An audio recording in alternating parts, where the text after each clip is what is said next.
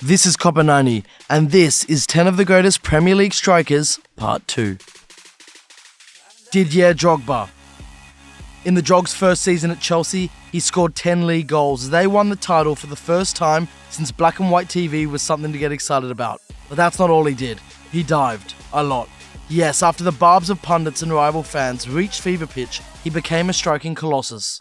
He wasn't necessarily always prolific, beating the 20-goal barrier only twice in the Premier League, but he was always dangerous. The greatest physical specimen we've ever seen up top in the modern era.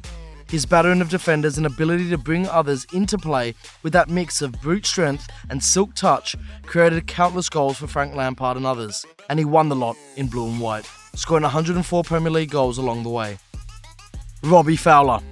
In the mid-1990s, Nike ran an advertising campaign centered around Fowler called God Moves in Mysterious Ways.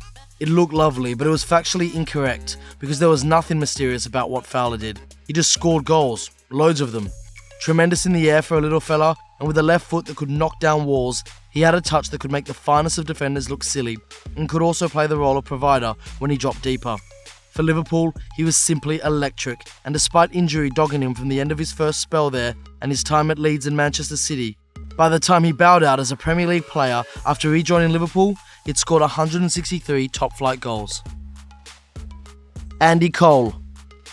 Bombed out by Arsenal as a youngster, Andy Call Me Andrew Cole grafted his way through the lower leagues before being signed by Kevin Keegan's Newcastle in February 1993.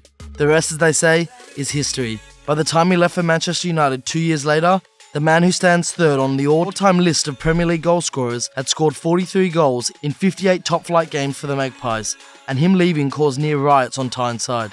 Despite struggling to initially gel with Eric Cantona, Cole went on to become a legend at United, forming a deadly partnership with Dwight Yorke, notching a further 93 league goals, and winning a memorable treble amongst a suitcase full of medals. Cole might not have succeeded at international level, but he was absolutely deadly in the box. Ian Wright. Ole, ole, ole, ole. Ian Wright, right. Ian Wright, right. Is one of the iconic chants of the Premier League's early years, and deservedly so. His age might have many missed out on Arsene Wenger's glory years, yet his partnership with Bergkamp as Arsenal won the double in 97-98 was a joy to behold. And when Wright was on the pitch, it was never boring. The absolute master of the curved run to beat the offside trap, his constant movement and hassling of defenders showed the appetite of a man who knew how lucky he was to have left the building site, and he could score every type of goal.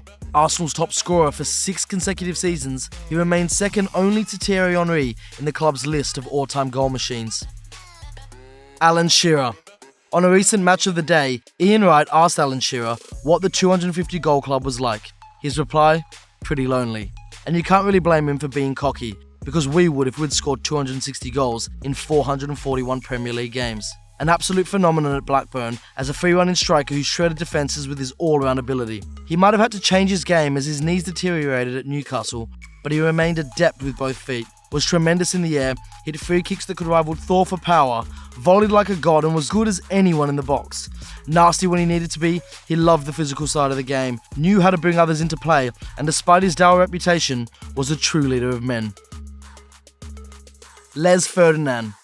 He may now be more famous as the man charged with bringing a semblance of order to the mess that is Queen's Park Rangers, but Sir Les was, for a period, one of the most feared strikers in the land. Discovered playing for non-league Hayes, Ferdinand's game was built on pace, power, and ridiculous aerial prowess.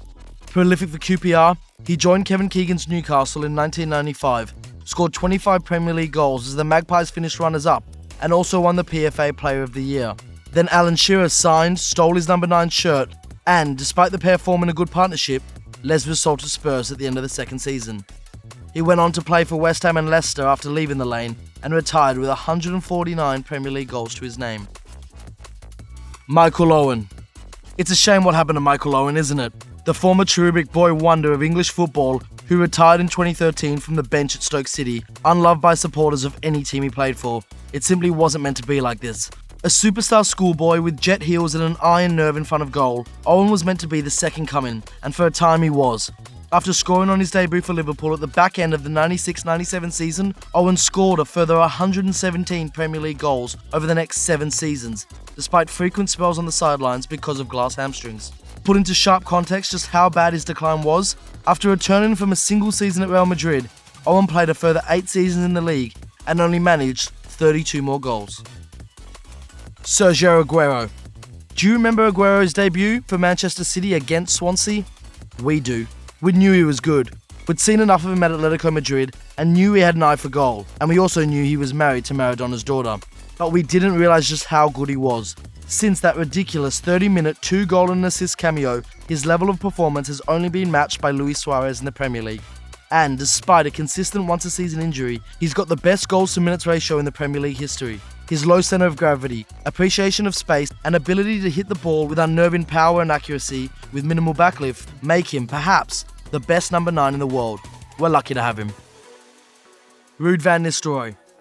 When Manchester United were the true baddies of the Premier League, you know, in that mid-noughties period when they'd scrap for every inch before burying teams, Ruud was undoubtedly one of the leaders of the pack. Nothing flashy about him though, was there?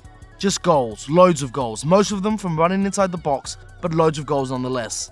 An annoying, irrepressible runner, Ruud was absolute kryptonite to defenders, and it comes as no surprise that he finally got bombed out of United for booting Ronaldo about in training. The goal against Fulham where he ran from the halfway line might be the one that gets rolled out on highlights packages, but for fans of other teams are the other 94 Premier League goals he scored, each one an absolute certainty when the ball arrived anywhere near him in the box. Jermaine Defoe. When Defoe arrived at Sunderland after a disastrous spell in the MLS with Toronto, most people were pretty nonplussed. Even Sunderland fans weren't that bothered. This was Jermaine Defoe. Over the hill, looking for one last payday in a nice house in the countryside, Jermaine Defoe. All wrong, weren't we? He might never have reached the prolific heights that he achieved on loan at Bournemouth all those years ago, but he's constantly reinvented himself to meet the changing tactical demands of the Premier League, and is as simply good as anyone on this list when he gets a sniff with his left or right foot. With a century and a half of Premier League goals behind him, he saved Sunderland from relegation, continued to give them hope against all odds, and is loved by fans of every club he's played for. Well, maybe except Portsmouth. That was Copper90's 10 Greatest Premier League Strikers Part 2. But did we miss anyone? Let us know in the comment section, and don't forget to like, share and subscribe.